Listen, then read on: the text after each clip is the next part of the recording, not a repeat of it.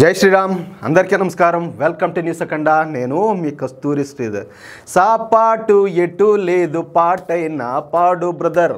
ఈ పాట నేను పాడటం కాదు, నాకంటే రాహుల్ గాంధీ పాడితే ఇంకా చాలా బాగుంటుంది. ఆ టైం అయితే ఆయనకి దగ్గర పడింది. నేను ఎందుకు ఈ మాట అంటున్నానో తెలుసా? ఇండీ కూటమిలో అంటే కాంగ్రెస్ కూటమిలో తీవ్రమైనటువంటి విభేదాలు అయితే ఏర్పడినాయి. ఈయన గారు ఎంతెంత మాత్రమో, ఈయన శక్తి ఎట్టాడిదో, ఈయన తెలివితేటలు ఎట్టాటియో, ఈయన ఎంత ప్రజ్ఞాశాలో మనకందరికీ తెలుసు. అట్లాంటిది కలగూర గంప మాదిరి అంతా కలిసి ఉన్నప్పుడే వీళ్ళు ఈ మాదిరి ఉన్నారు. కానీ వీళ్ళు కొట్టుకొని విడిపోతే ఇంకెట్టుంటుంది? ఇంక ఈయన ఈ పాట అయితే పాడుకోవాల్సి వస్తుంది. అవునా కాదా నేను చెప్పేదా? సరే, ఇంక అసలు విషయానికి వద్దాం. ఈ ఇండి కూటమినే కాంగ్రెస్ కూటమి అంటారు. అర్థమైందా? భారతీయ జనతా పార్టీకు వ్యతిరేకంగా పుట్టిన కూటమే ఈ ఇండి కూటమి. ఇక ఈ ఇండి కూటమిని 2023లో స్థాపించినారు. నిజానికి ఈ ఇండి కూటమిని స్థాపించింది బీహార్ ముఖ్యమంత్రి అయినటువంటి నితీష్ కుమార్. ఈ ఇండి కూటమికు కర్త కర్మ క్రియ అన్నీ కూడా నితీష్ కుమారే. అటువంటి నితీష్ కుమారు అప్పుడే ఈ బీజేపీ కూటమి అయినటువంటి ఎన్డీఏ కూటమిలో చేర్పినాడు. స్టార్ట్ చేసింది ఆయనే. ఏదో అనుకొని ఏదో ఉంచుకొని స్టార్ట్ చేశాడు. కానీ సీన్ చూస్తేనేమో ఆడంతా తేడా ఉన్నది. ఊరి స్వామి దీనికన్నా నేను పట్టుకొని పోయినానంటే అది ఏందన్నట్టు, ఏదో తోక పట్టుకొని ఏదో ఇదినట్టు నా పని ఎటు లేకుండా అయిపోతుంది అని చెప్పేసి కలగాని మేలుకొని పోయి మళ్ళీ ఎన్డీఏ కూటమిలో చేరినాడు. ఇక అప్పటి నుండి ఈ కూటమిని కాంగ్రెస్ పార్టీ లీడ్ చేస్తూ వస్తుంది. కాంగ్రెస్ పార్టీ సారథ్యంలోనే మొన్నటి పార్లమెంట్ ఎన్నికల్లో ఈ ఇండి కూటమి పోటీ చేసింది. కానీ ఇప్పుడు ఈ ఇండి కూటమిలో తీవ్రమైనటువంటి విభేదాలు అయితే ఏర్పడినాయి. ఇండి కూటమికు తాను నాయకత్వం వహిస్తానని చెప్పేసి ఈ రాహుల్ గాంధీ ఒక పక్క, ఈ మమతా బెనర్జీల మధ్య పోటీ అయితే తీవ్రంగా కొనసాగుతుంది. ఒకటి, రాహుల్ గాంధీ తెలుసిన పాపం చిన్నపిల్లోడు, పాపం ఇప్పటికి కూడా యువనేత. కానీ ఈ మమతా బెనర్జీ వచ్చేసి దుర్మార్గురాలు స్వామి, అభినవ శూర్పణఖ. నేను ఎన్నోసార్లు చెప్పినా, మీరు గుర్తించారా, గమనించారా? అట్లాంటిది వీళ్ళిద్దరి మధ్య పోటీకి సాగుతుంది. పాపం పసిబిడ్డ అయిపోయినా ఈ రాహుల్ గాంధీ తట్టుకోగలుగుతాడా? మమతా బెనర్జీ చేతల్లా తట్టుకోగలుగుతాడా అనిలే. కానీ వీళ్ళు దేనికోసం గొడవ పడుతున్నారు తెలిసిన? వీళ్ళ మధ్య పోటీ ఎందుకో తెలిసిన? ప్రధానమంత్రి పదవి కోసం అంట. చూడండి ఓరే స్వామి, ఈ కాంగ్రెస్ వాళ్ళు సరే ఇదే జమ్మూ కాశ్మీర్లో పోటీ చేశారు కూటమి తరఫున. ఆడెన్ని సీట్లు వచ్చినాయి చెప్పాలంటే బీజేపీ కంటే తక్కువ వచ్చాయి. సరే జార్ఖండ్లో చేశారు, సరే వీళ్ళ కూటమే గెలిచింది. కానీ కాంగ్రెస్కి ఎన్ని సీట్లు వచ్చినాయి? ఏది కూటమి గెలిచిన చోట కూడా వీళ్ళు కేవలం నామమాత్రంగానే ఉన్నారు. ఇంకా హర్యానా విషయంలోనూ మహారాష్ట్ర విషయంలోనూ ఏం జరిగిందో మనం చూసినాం. హర్యానాలో అందరూ కాంగ్రెస్ గెలుస్తారు అనుకుంటే నేను మొగొడతనంగా భారతీయ జనతా పార్టీ గెలిచింది. మహారాష్ట్ర విషయానికి వస్తే వీళ్ళ ఇండి కూటమి వాళ్ళ అడ్రస్లు కూడా గల్లంత అయిపోయినట్టే. సరే, అటు రాహుల్ గాంధీ తాను ప్రధాని అవ్వాలని చెప్పేసి ఇవన్నీ మర్చిపోయి వీళ్ళని లేదో ఎక్కువ ఊహించేసుకునేసి ఈయన ఒక పక్కన ప్రయత్నం చేస్తూ ఉంటే, ఇంకొక పక్క ఈ అభినవ శూర్పణఖైనటువంటి మమతా బెనర్జీ కూడా తాను ప్రధానమంత్రిని కావాలని చెప్పేసి ప్రయత్నం చేస్తుంది. అమ్మా తల్లి, ఇప్పుడు పశ్చిమ బెంగాల్ ఉన్నా కదా నువ్వు పాలించే రాష్ట్రం, ఎంత మాత్రం డెవలప్ చేసినావు? ఏం జరుగుతుంది ఆడ? పేదరికం కొట్టి మిట్టాడుతుంది. ఒకప్పుడు అభివృద్ధికి కేర్ ఆఫ్ అడ్రస్గా ఉన్నటువంటి పశ్చిమ బెంగాల్ రాష్ట్రాన్ని ఇప్పుడు దేవాలా తీసే స్థితికి తీసుకువచ్చినావు. నువ్వు మళ్ళా ప్రధానమంత్రి దేశాన్ని ఏం చేద్దామనమ్మా? ఎవరికి తాకట్టు పెడతావు? బంగ్లాదేశ్కు తాకట్టు పెడతావా? పాకిస్తాన్కు తాకట్టు పెడతావా? చైనాకు తాకట్టు పెడతావా? ఎవరికి తాకట్టు పెడతావని చెప్పేసి నువ్వు ప్రధానమంత్రి కావాలనుకుంటున్నావు? అబ్బా, ఇద్దరు స్వామి ఉద్దండుల మధ్య పోటీ సాగుతుంది నాయన. ఈ పక్క చూడబోతే రాహుల్ గాంధీ, ఈ అవతల చూడబోతే మమతా బెనర్జీ.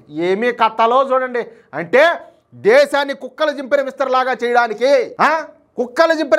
చేయడానికి వీళ్ళు పోటీ పడతారు.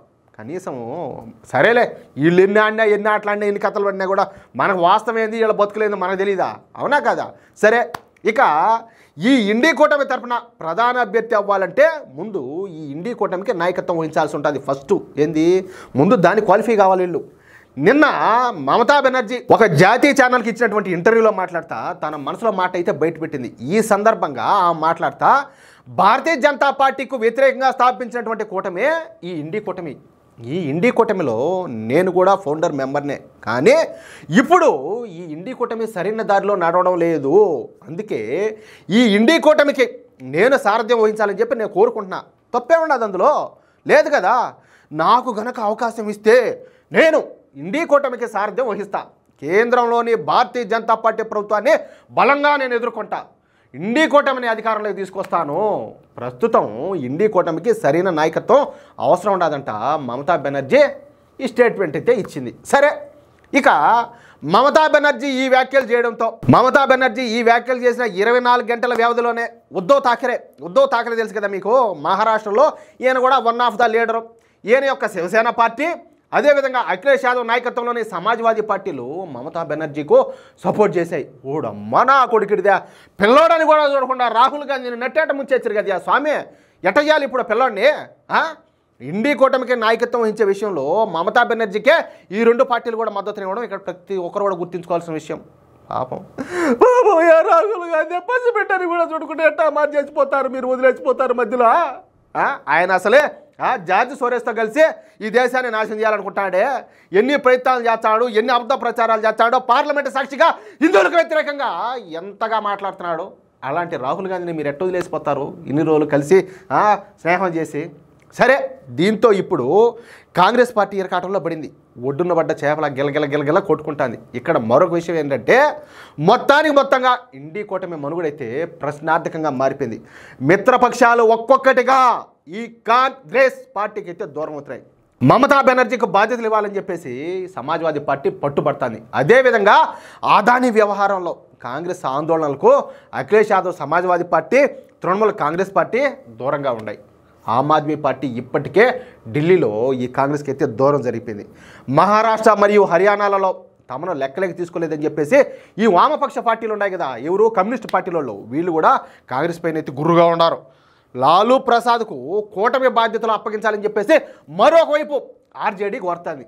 మన ఆవిడ ఎంతమంది ఎన్ని రకాలుగా ఏందిరా స్వామి ఇదంతా కూడా. చూడండి పాపం ఈ కాంగ్రెస్ పార్టీకి ఎన్ని తిప్పలో. కాంగ్రెస్ పార్టీకి అనేదానికంటే మా యువనేత 50 ఏళ్ల యువనేత రాహుల్ గాంధీకి తిప్పలన్నీ వచ్చినాయి, కష్టాలన్నీ వచ్చినాయంటే నాకు కొంచెం మనసు అయితే బాధగా ఉన్నది. సరే మీకు ఎట్లున్నదో ఏమో. సరే, ఈ విషయం పైన స్పందించినటువంటి కాంగ్రెస్ పార్టీ నాయకుడు మాణిక్యం ఠాకూర్ ఈయన గారు మాట్లాడుతా ఇండి కూటమికి మమతా బెనర్జీ నాయకత్వం వహించడం అనేది ఒక పెద్ద జోక్ అంట. భారతీయ జనతా పార్టీకి పోటీగా ఒక కూటమిని నడపడం అంటే మామూలు మాటలు కాదు. ఇందుకు ఎంతో ఓర్పు నేర్పు ఉండాలా. ఇదేమి చిన్నపిల్లల ఆట కాదు.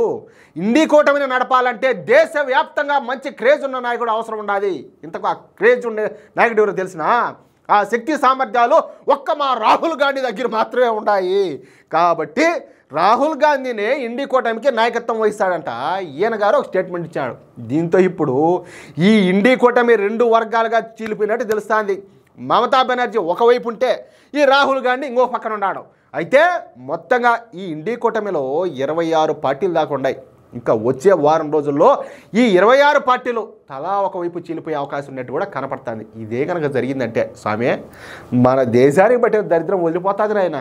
అయితే ఇక్కడ ఒక విషయం ఏంటంటే ఇండి కూటమికి ఎవరో నాయకత్వం వహించినా వాళ్ళు ఈ జన్మలో ప్రధానమంత్రి కాలేరు. ఎందుకంటే మరొక విషయం, నరేంద్ర మోడీ గారికి ఆపోజిట్గా ఎవరు కూడా ప్రధానమంత్రి స్థాయి అభ్యర్థులు లేరు. ఇక నరేంద్ర మోడీ గారి తర్వాత ఎలాగో యోగి ఆదిత్యనాథ్ గారు వస్తారు కాబట్టి అప్పుడు ఇండియా కూటమికి పట్ట పగులు కూడా సుక్కలు కనపడతాయి. అది వీళ్ళు ఎన్ని ప్రయత్నాలు చేసినా, ఎన్ని ఆటలాడినా, వీళ్ళు ఎంత పోటీ పడినా కూడా, వీళ్ళు ఎంత గొడవ పడినా కూడా వీళ్ళు ఈ దేశ ప్రధాని కావాలనుకోవడం మాత్రం పగటికలే. అవునా కదా? ఇది నా యొక్క అభిప్రాయం. మరి మీ యొక్క అభిప్రాయం ఏంటో ఖచ్చితంగా ప్రతి ఒక్కరు కూడా కామెంట్ రూపంలో తెలియజేయండి. అలాగే మీకు ఈ న్యూస్ నచ్చితే, నేను చెప్పింది కరెక్ట్ అని చెప్పి మీరు భావిస్తే ఈ న్యూస్ నలుగురికి షేర్ చేయండి. ప్రతి ఒక్కరు సబ్స్క్రైబ్ చేసుకోండి ప్లీజ్. జై శ్రీరామ్.